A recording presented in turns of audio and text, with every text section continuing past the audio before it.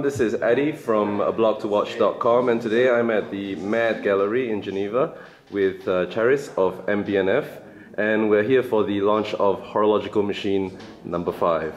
So I've been very excited about Horological Machine Number 5. I actually tried to look for a picture of it on the internet last night. I couldn't find anything. Nope.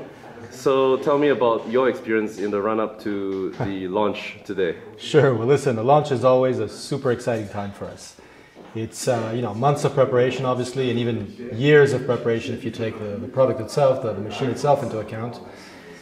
And it all builds up to that final moment today, December 4th, where we actually launch it. And fortunately, I think we did keep it under control until this morning, this afternoon. And today's the launch. Well, I really was very excited about it, just on a personal note, and I really did try very, very hard to look for a picture online. And today, when I came, I'm very surprised. Can you tell me the concept behind it? Sure. Well, like all our machines, we start from an idea. We never start from technique, from watchmaking, from pure watchmaking. The idea in this time is our dreams from the 70s. We grew up in the 70s. The 70s were a fantastic time. The first steps on the moon, 1969. Science fiction, arrival of quartz movements, of course, and so on. And also something very important, the arrival of the first supercars. Cars like the Miura from Lamborghini, the Lancia Stratos. An amazing time. We've basically taken all those elements from the 70s and condensed them into a little bomb called HM5. During the presentation, you referenced certain watches from the 70s. Can you comment more about that? Absolutely. With HM5, we wanted to pay tribute in a way to some of the amazing watches of the 70s. In the 70s, next to all the developments in science fiction, high tech, and so on, of course, there was also the arrival of quartz and LED movements.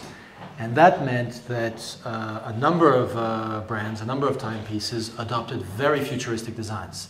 If you had asked anyone back then, what would a watch piece look like in 2012, no one would have answered round watch, white dial, hour and minute hands. It was unthinkable. So a few brands like Mido, like Amida on the mechanical side, like the Girard-Perregaux, Casquette, and a few others had very futuristic designs, and with HM5 we wanted to go back to that.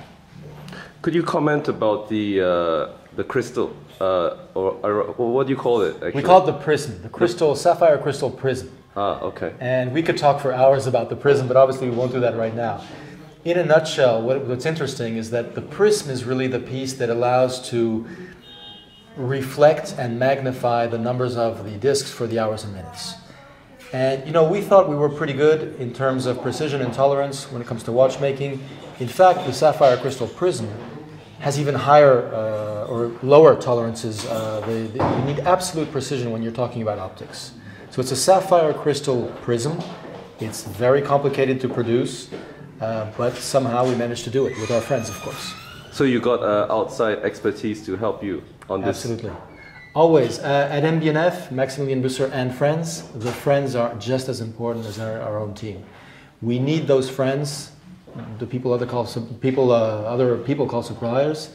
We need those friends to really help us develop the pieces, whether you're talking about HM5 or any of our other machines. It's always about friends. What were some of the challenges involved in creating that piece? The prism, more specifically? Yeah. Well, one of the first challenges was actually figuring it out on paper. What was the shape that we needed to take the numbers from the discs, to reflect them 90 degrees, and to magnify them 20%. So the first part was really a conceptual part, on paper, on computer.